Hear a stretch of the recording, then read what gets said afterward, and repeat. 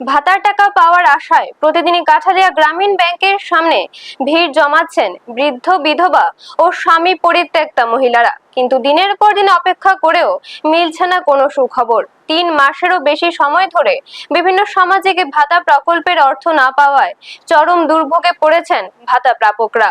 প্রতিদিন ব্যাংক খোলার কিছুক্ষণ পর থেকেই একই চিত্র দেখা যায়। ব্যাংকের সামনে বসে ভাতার অপেক্ষায় ছিলেন বহু বৃদ্ধ বৃদ্ধা।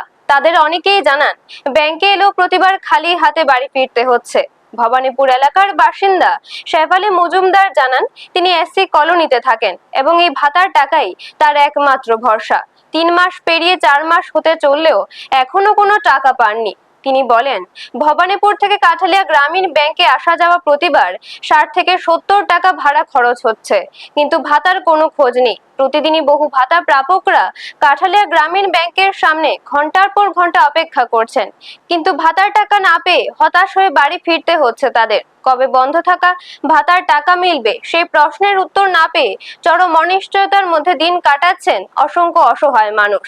ব্যুরো রিপোর্ট, নিউজ তৎকাল 24। আপনার কি নাম? আপনার কি নাম? শেফালী মজুমদার। বাড়ি কোন জায়গা গো? বাড়ি ভবানীপুর এসসি কলোনি, ভবানীপুর।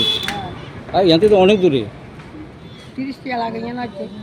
আজকে 30 টাকা, যাইতে 30 টাকা ফটো না? হ্যাঁ। তো আজকে এখানে কই আইছেন?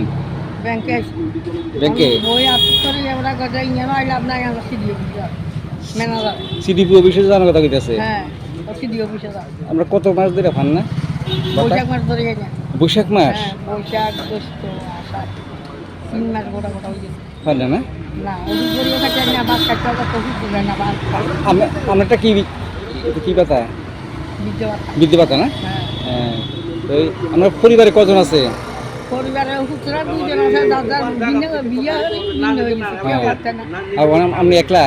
হ্যাঁ, বাপ খাইলে খাইলে খাইতে না তো মাছ খাইতে তিন করিয়া তেমন কিনা করতে যাও তুই একজন একটু হাওয়া পানতে একটু হাওয়া পান যায়। ওষুধপত্র খাওয়ানো লাগে? হ্যাঁ, সুগার আছে, তো প্রেসার আছে। কোন কিটা করবেন? কোন কি করবেন? বেশি সিডিও বুঝতে পারছি। আর ইয়েতে আপনার স্বামী কবে মারা গেছে? মারা যাবে 12-13 বছর হয়ে গেছে। আপনার স্বামী কি নাম আছিল? হ্যাঁ, অনিল মজুমদার। অনিল মজুমদার।